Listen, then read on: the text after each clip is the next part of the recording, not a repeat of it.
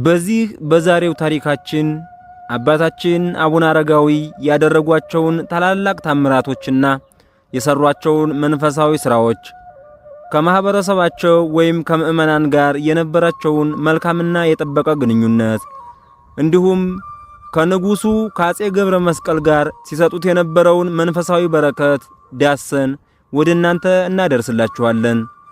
እናንተም ቪዲዮውን ላይክ በማድረግ ቻናሉን ደግሞ ሰብስክራይብ በማድረግ አብራችሁን ሁኑ። የአባታችን የአቡነ አረጋዊ ረድኤት በረከታቸው ከሁላችን ጋር ለዘላለሙ ጸንቶ ይኑር አሜን። በስመ አብ ወወልድ ወመንፈስ ቅዱስ አሃዱ አምላክ አሜን። ሶስት ስም አንድ እግዚአብሔር ጥንት ፍጻሜ የሌለው እሱ ቢችል እንጂ እሱን ማንም ሊቃወመው ችሎታ የሌለው በስጋ በነፍስ በሰማይ በምድር ያሉትን ፍጥረታት ሁሉ ፈጥሮ በየሥርዓታቸው ያኖራቸው ዳርቻ ወይም ወሰን የሌለው ዓለም ከመፈጠሩ አስቀድሞ በአንድነቱ በሶስትነቱ ያለ ለዘላለም በህልውናው ጸንቶ የሚኖር ያገኘው የሌለ የሚያገኘውም የማይኖር ራሱን በራሱ የሚያውቅ ማንም ሊያውቀው የማይችል መንግስቱ የማያልፍ ኃያልነቱንም ሊቋቋመው የማይችል አንድ አምላክ በሚሆን በአብ በወልድ በመንፈስ ቅዱስ ስም አምነን በመጋቢት 14 ቀን የሚነበብ የሚጸለይ የብፁዕ ወቅዱስ አባታችን የአቡነ አረጋዊ ገድልን መናገር እንጀምራለን። የካሌብ ልጅ አጼ ገብረ መስቀል ነገሰና መንበረ መንግስትን ይዞ ተቀመጠ። ባዚን በነገሰ በ8ኛው ዘመነ መንግስት ክርስቶስ በስጋ ከድንግል ተወለደ። ከባዚን ጀምሮ የክርስትናን ሃይማኖት የተቀበሉ እስከ አብርሃው አጽብሃ ድረስ የነገሱት 19 ነገስታት ናቸው። ዘመነ መንግስታቸውም 244 ዓመት ነው። ከአብርሃው አጽብሃ እስከ አጼ ገብረ መስቀል የነገሱት ነገስታት 9 ሲሆኑ ዘመነ መንግስታቸው 124 ዘመን ነው። በጠቅላላው ከዚህ በላይ የነገሱት ነገስታት የመንግስታቸው ዘመን 338 ነው። ንጉሱ አጼ ገብረ መስቀል በእውነተኝነትና በቅንነት ነገሰ። አመራሩም በአህጉሪቷ ጽንፍ እስከ ጽንፍ ደረሰ። በዘመኑ ሁሉ መንግስቱን የሚቃወም በፍጹም አልተነሳም። እሱም ቤተክርስቲያን ከመስራት በቀር ለጦርነት የሚንቀሳቀስበት ወይም ወደ ጦር ግንባር የዘመተበት ጊዜ የለም። እሱ በሰላምና በፍቅር ዘመን በመንገሱ ጥሩ እድል ገጥሞታልና ብፁዕ ወክቡር አባታችን አቡነ አረጋዊ ዘንድ ብዙ ሰዎች ትምህርቱን ለመስማትና ታምራቱን ለማየት ይመጡ ነበር። ከትምህርት በኋላ በብቸኝነት ጸሎት ያደርግ ዘንድ ፋታ አይሰጡትም። ከበው ያስቸግሩታል። ከነሱ ተለይቶ ይሰወር ዘንድ አያሰናብቱትም። እሱም ስለ ትጋታቸውና ስለ ፍቅራቸው ፈጽሞ ያደንቅ ነበር።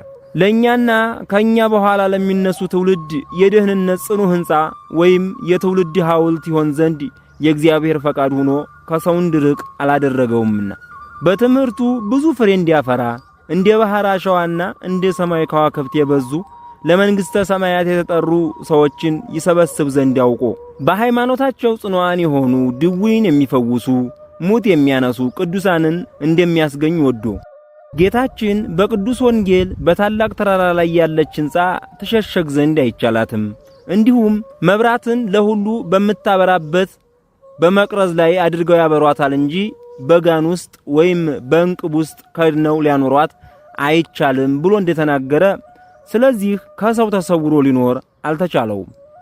በተአምራቱና በትሩፋቱ በነገስታቱና በጳጳሳቱ በታላላቁና በታናናሹ ዘንድ ታወቀ። ተሰውሮ ለመኖር እንዳልተቻለው ባወቀ ጊዜ ሐሳቡን ሁሉ አሰባስቦ ልቡን ወደ ገዳሙ መለሰ። እንደ ልማዱም ይጸልይ ዘንድ ጀመረ። መታወክም አልደረሰበትም። በዚህም ጊዜ ብዙ ድውያን ወይም በሽተኞች ወደሱ እየመጡ ፈጥኖ ይፈውሳቸው ጀመር። በኃጢአት ታስረው በነፍሳቸው የተጎዱትን ስለነሱ እየጸለየ እየማለደ ወደ ንስሐ ይመልሳቸዋል። ስለ ጽድቃቸውም ሥራ ከቁስለ ነፍስ ይፈወሳሉ። ኢትዮጵያዊ ንጉሥ አጼ ገብረ መስቀል በነገሰበት ዘመን መንግስቱን ይባርክለትና ስለ ቤተ መቅደሱ ሕንጻና ሌላም ልዩ ልዩ ሐሳቡን ይደግፍለትና ይፈጽምለት ዘንድ ወደ አባታችን ወደ አቡነ አረጋዊ ይሄድ ዘንድ ተነሳ።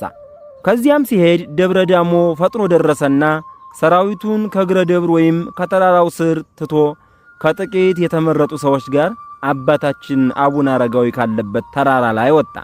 ከብፁዕ አባታችን ከአቡነ አረጋዊ ከእግሩ በታች ሰገደ። በመንፈሳዊ ሰላምታ እጅ ነሳና አባቴ ሆይ እኔን ባሪያህን መንግሥቴንና ሕዝቤን ሰራዊቴንም ሁሉ ባርክ እያለ አጥብቆ ማለደው።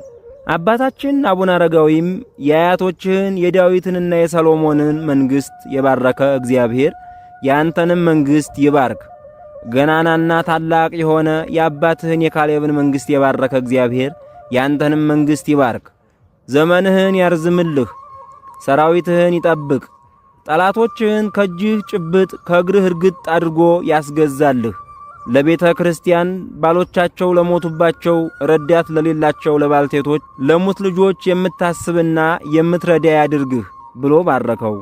ኢትዮጵያዊው ንጉሥ አጼ ገብረ መስቀልም ራሱን ዝቅ አድርጎ አሜን፣ በእውነት እንደ ቃልህ ይደረግልኝ በማለት ቡራኬውን ተቀበለ። መንግሥቱን ስለሚያጸናበትና ጠላቶቹን ስለሚደመስስበት ጉዳይ አንድ ላይ ሆነው ሲመክሩ ሰነበቱ። ከዚህ በኋላ ንጉሡ አጼ ገብረ መስቀል አባታችን አቡነ አረጋዊን አባቴ ሆይ በየትኛው ቦታ ላይ ቤተ ክርስቲያንህን አሳንጽ ዘንድ ትፈቅዳለህ? እስኪ አመልክተኝ አለው። ያን ጊዜ አባታችን አቡነ አረጋዊ ፈጥኖ ተነሳና ቤተ ክርስቲያኑ የሚሰራበትን ቦታ አሳየው። ከዚህ በኋላ ንጉሡ አጼ ገብረ መስቀል እንጨት የሚቆርጡና ድንጋይ የሚፈልጡ ጠንካራ ጎበዛዝት ሰዎችን አዘዘ። ድንጋይ መጥረብና እንጨት ማነጽ የሚችሉ ጠበብትን አዋቂዎችንም ፈለገ። ከሩቅና ከቅርብ እንጨትና ድንጋይ የሚሸከሙ፣ አፈር የሚዝቁ፣ ጉድጓድ የሚቆፍሩ፣ አሸዋ የሚጭኑ ሰዎች ይሰበሰቡ ዘንድ በምስራቅ አገር አዋጅ አስነገረ። ዳግመኛም ለቤተ ክርስቲያኑ ሥራ እንጨቱንና ድንጋዩን ሰዎቹ ተሸክመው እንስሶቹ ተጭነው የሚወጡበት የጎኑ ስፋት 7 ክንድ የሆነ እንደ ፎቅ ቤት መወጣጫ ያለ ወይም መሰላል ከእንጨትና ከድንጋይ ይሰሩ ዘንድ አዘዘ። በልዩ ልዩ ኅብረ መልክም በተጌጠ በተጠረበና በተቀረጸ እንጨትና ድንጋይ ቤተ ክርስቲያን አሳነጸ። የሕንፃውም ሥራ ልቦናን የሚማርክ ሰውነትን የሚያስደስት ነበር። የቤተ ክርስቲያኒቱንም የሕንፃ ሥራ በነገሰና ሥራው በተጀመረ በ2 ዓመት ተፈጸመ። ልዩ ልዩ የሐር ልብስ የወርቅና የብር ጸሐል ሰጠ።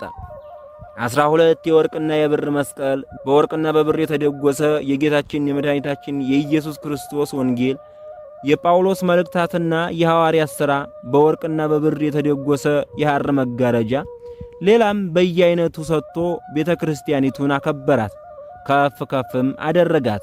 እሷ የመጀመሪያ ናትና ርዕሰ አድባራት ወይም የአድባራት ሁሉ የበላይ የምትሆን ከአክሱም በስተቀር ከቤተ ክርስቲያናት ወገን ከሷ በፊት በወርቅ የተሰራ የለምና ከቤተ መንግስቱ ይዞት የመጣውን ንዋየ ቅድሳት ሁሉ ሰጠ።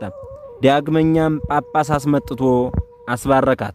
ከማኅበረ በኩር ያመጣውን ታቦት አስገብቶ በቅባ ሜሮን አተማት። ታቦቲቱም አምላክን የወለደች በድንጋሌ ሥጋ በድንጋሌ ነፍስ የጸናች የእመቤታችን የቅድስት ድንግል ማርያም ስም የተሰየመባት በወርቅና በብር የተጌጠች ታቦት ናት። በዚያን ጊዜ ንጉሡ አጼ ገብረ መስቀልና ጳጳሱ አባታችን አቡነ አረጋዊ ቀድሶ ያቆርባቸው ዘንድ ለመኑት። እሱም ቅን፣ ትሑት፣ የዋህና ሩህሩህ ነውና እሺ በጎ አላቸው። ይቀድስም ዘንድ በገባ ጊዜ መላእክት ነዋየ ቅድሳቱን ወይም ልብሰ ተክህኖውን ሙቀት ያልተለየውን ህብስትና ወይኑን በጽዋ አድርገው ለቅዳሴው ሥነ ሥርዓት የሚያስፈልገውን ሁሉ ከሰማይ አወረዱለት። መንፈስ ቅዱስም ሕዝቡ ሁሉ በግልጥ እያየው በቁርባኑ ወይም በመሠዊያው ላይ ወረደ። በዚያን ጊዜ ንጉሡና ጳጳሱ በዚያ የነበሩ ሰዎች ሁሉ የክርስቶስን ሥጋውንና ደሙን ተቀበሉ። ጌታችን ኢየሱስ ክርስቶስም በአባታችን በአቡነ አረጋዊ እጅ ሥጋውን ደሙን የተቀበሉትን ሁሉ አስራት አድርጎ በቃል ኪዳን ሰጠው። ይህንንም ታላቅ ምስጢር ከሱ በቀር ማንም ያወቀ አልነበረም።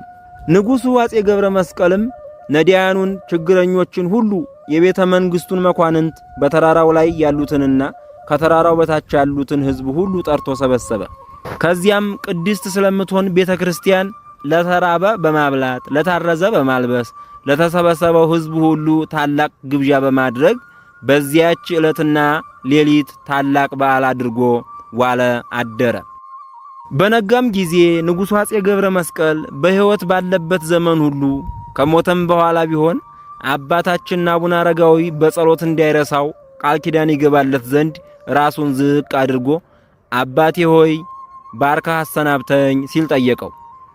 አባታችን አቡነ አረጋዊም ንዑዳንና ክቡራን የሚሆኑ እጆቹን በንጉሡ በአፄ ገብረ መስቀል ራስ ላይ ጭኖ የነቢያትና የሐዋርያት የጻድቃንና የሰማዕታት ይልቁንም አምላክን የወለደች የእመቤታችን የቅድስት ድንግል ማርያም በረከት ባንተ ላይ ይደር ሲል ባረከው። ከምድርም ነገሥታት ሁሉ እጅግ አስፈሪ የሆነ ግርማ ይኑርህ፣ ስምህ በመንግሥተ ሰማያት በሕይወት መዝገብ ይጻፍልህ ብሎ ባረከው። እሱም አሜን ይደረግልኝ ብሎ ተሰናብቶ ሄደ። የአባታችን የአቡነ አረጋዊ ጸሎቱ አማላጅነቱ ሁላችንንም ሕዝበ ክርስቲያንን እንዲሁም አገራችንን ኢትዮጵያን ከክፉ መከራና እንግልት ይጠብቀን። አሜን።